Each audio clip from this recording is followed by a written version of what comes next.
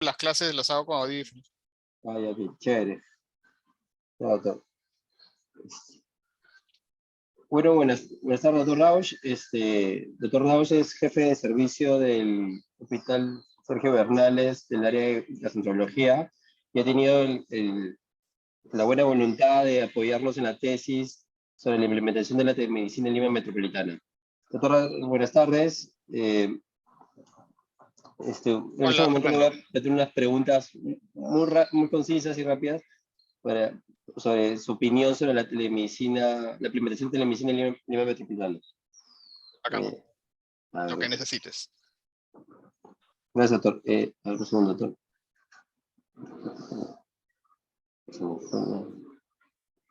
A ver, gracias, doctor.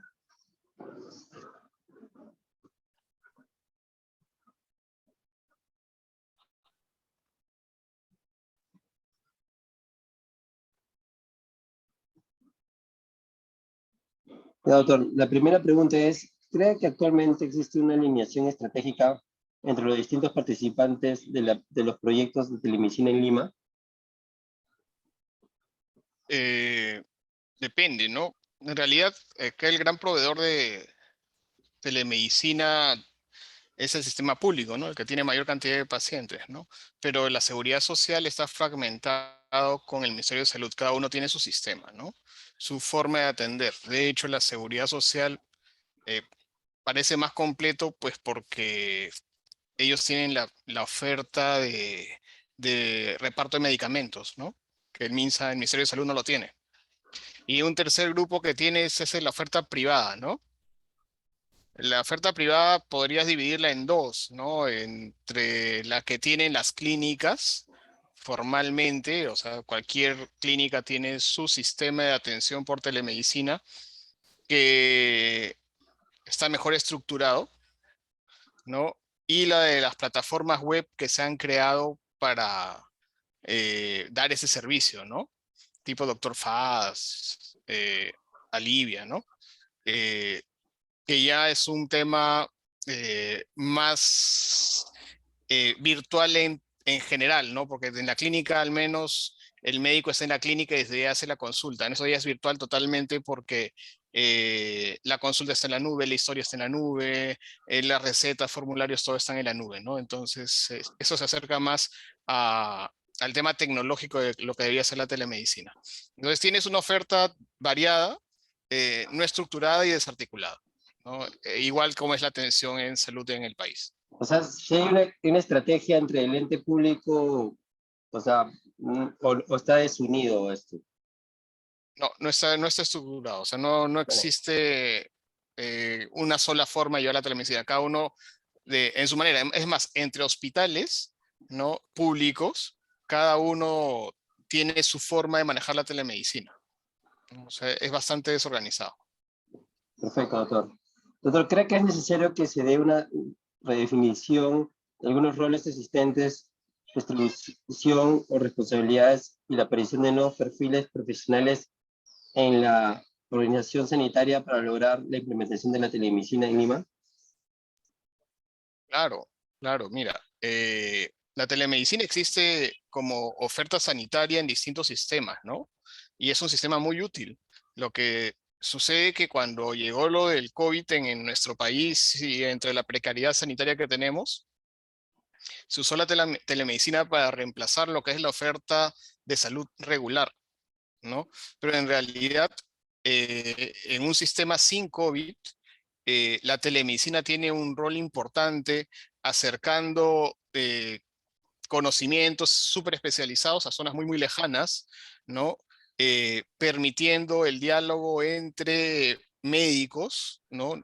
Ya no solo médico-paciente, sino entre médicos, ¿no? E incluso capacitaciones o juntas médicas para resolver problemas complejos, ¿no? Eso, por ejemplo, no se ha implementado, ¿no? No está normado. Si bien si bien es cierto, existen las definiciones operacionales, no es una práctica habitual, ¿no? Ni el público ni el privado lo hacen habitualmente, ¿no? El privado por las características de oferta que dan y el público porque está abrumado por atender el día a día. Ya. Doctor, ¿considera que la situación ocasionada por el COVID-19 ha generado que se implemente a mayor velocidad cambios en el sistema de salud, en especial en la forma de atención al paciente? Me imagino que por lo que usted me ha respondido es cierto, no ha aumentado la velocidad, ¿no, doctor? O sea, va a haber un cambio súper rápido, ¿no? Sí, o sea, ha cambiado la atención, pero no se han resuelto los problemas. No, o sea, digamos que el paciente tiene una consulta, si tú estás en el MINSA, tienes una consulta, dicen lo que probablemente tienes, pero el paciente no accede a exámenes auxiliares y ni tampoco a tratamiento, ni a continuidad de atención con el médico que lo vio originalmente, ¿no? Como te decía, la seguridad social, sí, ¿no? Sí hay cosas, de hecho es un sistema nuevo, ¿no? Que se está implementando y se puede perfeccionar, ¿no? Eh, pero eso va a ser en la medida en que se valore su dimensión dentro de la oferta sanitaria global. Doctor, ¿qué opinión sobre el proceso de mejora que viene se generando con la implementación de la telemedicina en Lima? O sea, ¿ha habido procesos de mejora continuas de la telemedicina? Sí, definitivamente de lo que era al inicio ahora se ha mejorado mucho, ¿no? Pero pasa por ejemplo, yo he tenido la oportunidad de trabajar en un modelo privado y hay un rol muy importante de los ingenieros, programadores, ¿no? Que están en constante retroalimentación de la experiencia para mejorar el servicio, mejorar la plataforma, hacerla más fluida, mejorar la calidad de audio, ¿no? Mejorar, capacitar al paciente en el uso del dispositivo, ¿no? Porque a veces tú usas el celular y no te puedes conectar porque no sabes cómo programar el audio, ¿no?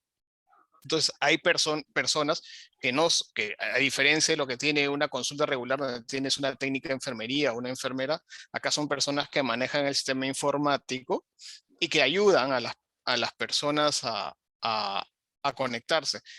Esto también se refleja en mejoras en en la plataforma, ¿no? En el sistema que usas para conectarte, ¿no? Y se van descubriendo también nuevos campos, ¿no?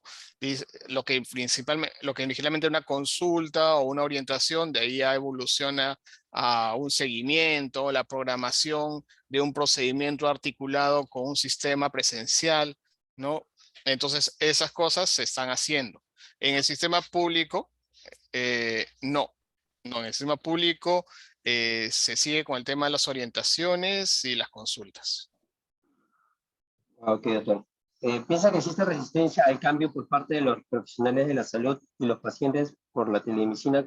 ¿Considera que tiene algún tipo de miedo por el cambio a esta modalidad de atención?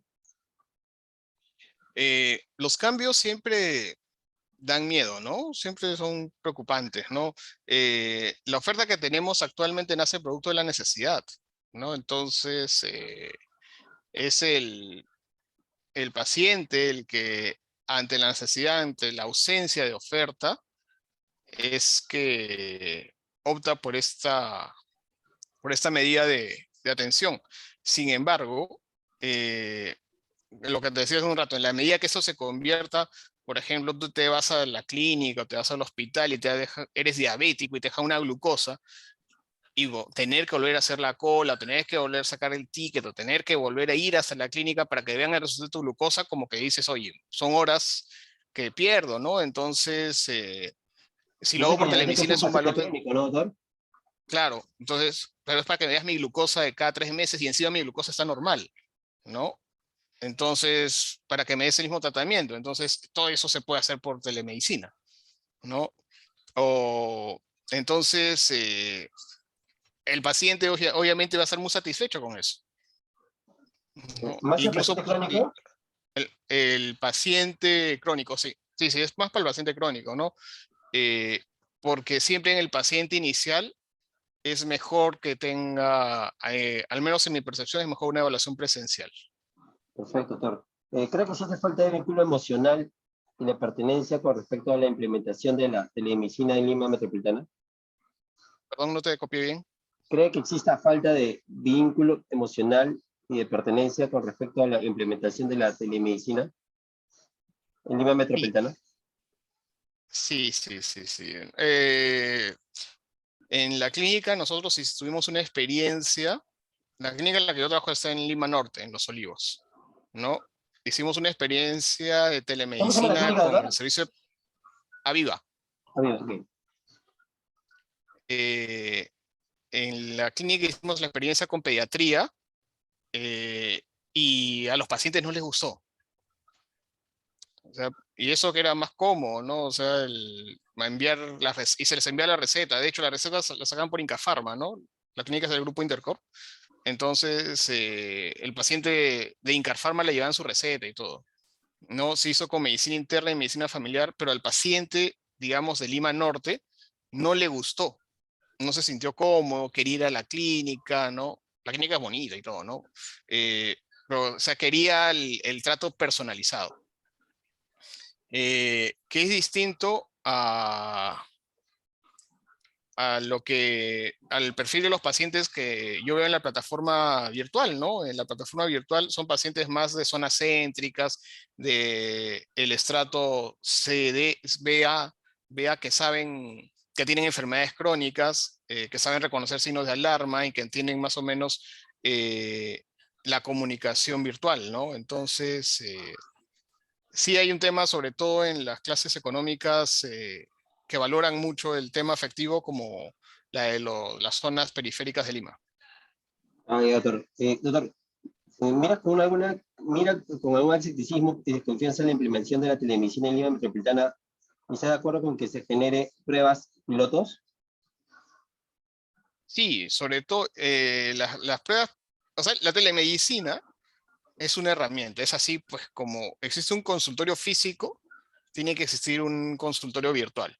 Esa es la medicina del futuro, ¿no? Es más del presente, ¿ya? Cualquier sistema sanitario más o menos estructurado tiene que tener esa oferta. Eh, pero de todas maneras implica ciertos retos por las características de nuestra población, por las características de la tecnología que tenemos en el país, ¿no? Por el mismo perfil de nuestros profesionales y se tiene que ir viendo dónde están las debilidades, ¿no?